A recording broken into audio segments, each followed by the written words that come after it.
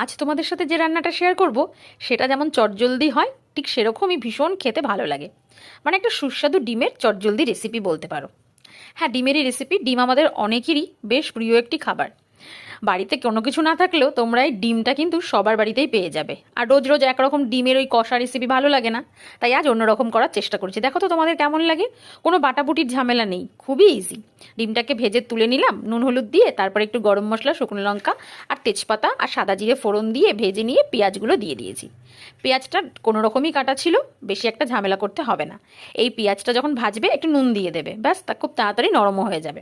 পেঁয়াজটা যেই নরম হয়ে যাবে, দেখো একদমই কিন্তু কড়াইতে তেল নেই। হ্যাঁ, আমি একদম কম তেলেই রান্না করছি, কিন্তু তোমরা কিন্তু শেষে দেখলে বুঝতেই পারবে না যে এখানে এতটা তেল আমি ইউজই করিনি। তারপরে দেখো, যেই টমেটোটা যখন পেঁয়াজটা ভাজা হয়ে যাবে তখনই এর মধ্যে টমেটোটা আমি দিয়ে দিয়েছি, যে টমেটোটা আগে থেকেই আমি টুকরো করে কেটে রেখেছিলাম। এখানে দুটো টমেটো আমি দিয়েছি। যেই টমেটোটা নরম হবে তখনই আমরা মেন প্রসেসে যাব, মানে যেটা দিয়ে আমি রান্না করব আজকে। একটা সিক্রেট না, তোমাদেরকে দেখিয়েই দিই। প্রথমে কি করেছি জানো? সিজওয়ান সস দিয়েছি। এখানে নাকি আমি পড়েছিলাম যে সিজওয়ান সসে থাকে তোমার আদা আর রসুন। তো ভাবলাম আজকে আর আদা রসুন ওই ছাড়াছাড়ি বাটাবাটির ঝামেলাটা যাবই না, আজকে এই সসটা দিয়েই রান্না করব। সত্যি বলতে খেতে এত টেস্ট হবে আমার কোনো আইডিয়াই ছিল না, একটা রিস্ক নিয়েই করেছিলাম।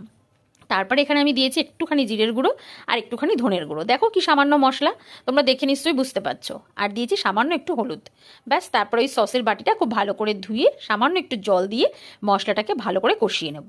হ্যাঁ, এই কষানোর সময় কিন্তু আমি ডিমটা দিয়ে দিয়েছিলাম। আর একটা দুটো আলু আমি আগে থেকেই সেদ্ধ করে রেখে দিয়েছি, সেটাই এখানে টুকরো করে দিয়ে দিয়েছি। আলুটাও ভাজার প্রয়োজন নেই, এর মধ্যে মশলাটা যখন কষানো হবে তখনই আলুটা দিয়ে দেবে, এতে করে আলুর মধ্যে একটু নুন মশলা ঢুকে যাবে। ব্যাস, দেখো কি সুন্দর হয়ে গেছে, কষিয়ে পুরো তেলটা বেরিয়ে এসছে। এবারে যেটুকু ঝোল প্রয়োজন সেটুকু হিসাবে তোমরা জল দিয়ে এটাকে ফুটিয়ে নেবে। আর নামানোর আগে একটু কসুরি মেথি দিয়ে কিন্তু এটা নামিয়ে নেবে। খেতে কিন্তু দারুণ লাগে। তো চলো তোমরাও বাড়িতে ট্রাই করো, আর আমাকে অবশ্যই কমেন্ট করে জানাও যে এই ডিমের রেসিপিটা তোমাদের কেমন লাগলো। এটা রুটি বা পরোটা আর ভাত সব কিছুর সাথেই কিন্তু দারুণ লাগে। গরম গরম ভাত হলে তো দুপুরবেলা একদম জমে যায়। দেখো কি সুন্দর হয়েছে দেখতে। কেউ বলবে যে এটা ওইটুকু মাত্র তেলে রান্না হয়েছে? তো চলো আজকের রেসিপিটা এখানেই শেষ করছি। দেখা হবে পরের দিন আবার নতুন কোনো রেসিপির সাথে। আর আমার রান্না যদি তোমাদের ভালো লাগে অবশ্যই চ্যানেলটিকে লাইক করো, সাবস্ক্রাইব করো, আর আমাকে কিন্তু ফেসবুক থেকে ফলো করে রেখো। টাটা।